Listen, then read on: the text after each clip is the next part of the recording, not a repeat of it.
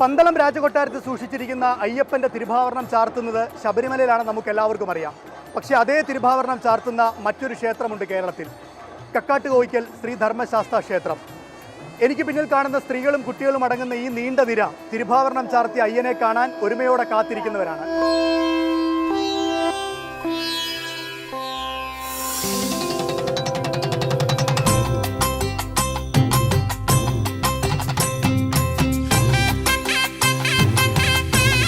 ശബരിമലയോളം തന്നെ പഴക്കവും പാരമ്പര്യവുമുള്ള കക്കാട്ടുകോയിക്കൽ ശ്രീ ധർമ്മശാസ്താ ക്ഷേത്രത്തിലാണ് പുണ്യമി യാത്രയുടെ ഇന്നത്തെ അധ്യായം.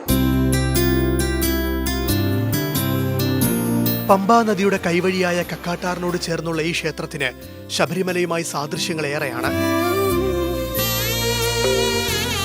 ഹരിഹരപുത്രന്റെ ചൈതന്യം നിറഞ്ഞ ധർമ്മശാസ്താവാണ് പ്രതിഷ്ഠ. മായാമോഹിനിയാം ഹരിയെ മോഹിച്ചു ശങ്കരൻ, ഹരിഹരസുതനായി പിറന്ന സ്വാമി അയ്യപ്പ സ്വാമിയെ. മകരവിളക്ക് കഴിഞ്ഞ് ശബരിമല നടയടച്ച് തിരുഭാവരണവുമായുള്ള മടക്കയാത്രയിലാണ് ഇവിടെ വിഗ്രഹത്തിൽ ചാർത്തി ദീപാരാധന നടത്തുന്നത്. തിരുവാഭരണ വിഭൂഷിതനായ അയ്യപ്പസ്വാമിയെ കാണാനും കണ്ടു തൊഴാനും വിവിധ സംസ്ഥാനങ്ങളിൽ നിന്ന് സ്ത്രീകളടക്കമുള്ള ഭക്തജനങ്ങൾ എത്തും.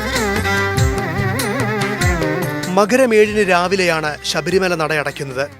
അന്ന് വൈകിട്ട് ലാഹ വനംവകുപ്പ് സത്രത്തിലെത്തി വിശ്രമിക്കുന്ന തിരുഭാവരണ മടക്കഘോഷയാത്ര പിറ്റേ ദിവസം രാവിലെ പെരുന്നാട്ടിലെത്തും. ഞാനിപ്പോഴുള്ളത് പത്തനംതിട്ട ജില്ലയിലെ പെരുന്നാടുള്ള സ്രാമ്പിക്കൽ വീട്ടിലാണ്. എനിക്ക് മുന്നിൽ കാണുന്നത് ശബരിമല ശ്രീ ധർമ്മശാസ്താവിൻ്റെ തിരുഭാവരണമാണ്. ശബരിമലയിൽ 5 ദിവസം ചാർത്തിയ ശേഷം ഈ തിരുഭാവരണം തിരിച്ച് പന്തളം രാജകൊട്ടാരത്തിലേക്ക് കൊണ്ടുപോകുന്നതിന് മുൻപ് ആദ്യം എത്തിക്കുക സ്രാമ്പിക്കൽ വീട്ടിലാണ്. ഇവിടെ നിന്നാണ് വലിയ ഘോഷയാത്രയുടെ അകമ്പടിയോടെ ഇത് കക്കാട്ടുകോയിക്കൽ ക്ഷേത്രത്തിലേക്ക് കൊണ്ടുപോകുന്നത്.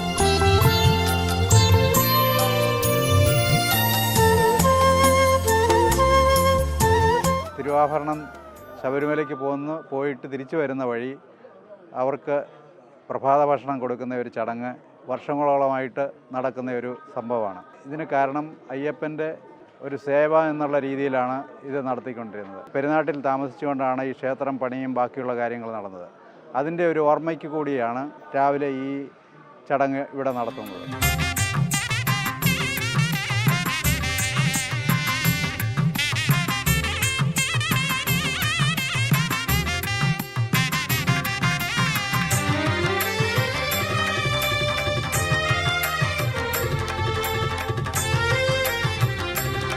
പെരുന്നാട് അമ്പലത്തിലേക്ക് ഇവിടുന്ന് സ്വീകരിച്ച് ക്ഷേത്രത്തിലേക്ക് ദേവസ്വം നാട്ടുകാരും ചേർന്ന് കൊണ്ടുപോകും.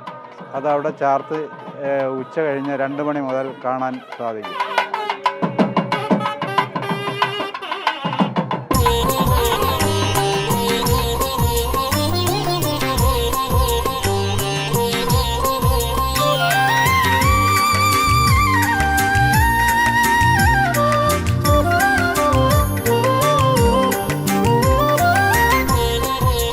സ്രാമ്പിക്കൽ നിന്നും കക്കാട്ടുകോയിക്കൽ ക്ഷേത്രത്തിലെത്തിയ തിരുഭാവരണം ഉച്ചയോടെ വിഗ്രഹത്തിൽ ചാർത്തും.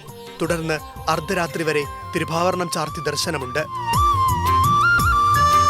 ശബരിമല ക്ഷേത്ര നിർമ്മാണത്തിനായി എത്തിയ പന്തളം രാജാവ് താമസിച്ച സ്ഥലമാണ് പെരുന്നാട്. കക്കാട്ടുകോയിക്കൽ ക്ഷേത്രവും പന്തളം രാജാവ് നിർമ്മിച്ചതാണ്. അദ്ദേഹത്തിന് താമസിക്കാനായി കക്കാട്ടുകോയിക്കൽ എന്ന വീടും പണിതിരുന്നു.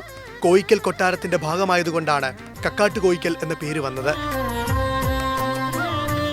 ശബരിമലയിൽ പോകാൻ കഴിയാത്ത സ്ത്രീകൾക്ക് തിരുഭാവരണം ചാർത്തിയ അയ്യനെ തൊഴാനായാണ് പന്തളം രാജാവിന്റെ നിർദ്ദേശപ്രകാരം കക്കാട്ടുകോയിക്കലെ ശാസ്താവിന്റെ വിഗ്രഹത്തിൽ തിരുഭാവരണം ചാർത്തുന്നത്. ശബരിമലയിലെ അതേ രൂപത്തിലും അതേ അളവിലും ഭാവത്തിലുമുള്ളതാണ് കക്കാട്ടുകോയിക്കലെ ശാസ്താവിന്റെ വിഗ്രഹം. പണ്ട് ശബരിമലയിൽ ഉത്സവം 5 ദിവസവും ബാക്കി 5 ദിവസം പെരുന്നാട്ടിലുമായിരുന്നു. ക്ഷേത്രത്തിൽ നിന്ന് 100 മീറ്റർ മാറി മാളികപ്പുറത്ത് ക്ഷേത്രവുമുണ്ട്. കക്കാട്ടുകോയിക്കലെ തിരുഭാവരണ ചാർത്ത് മഹോത്സവം ഒരു നാടാകെ ജാതി മതഭേദമന്യേ ഒന്നിക്കുന്ന ദിവസമാണ്. എങ്ങും മുഴങ്ങുക ശരണമന്ത്രങ്ങൾ മാത്രം.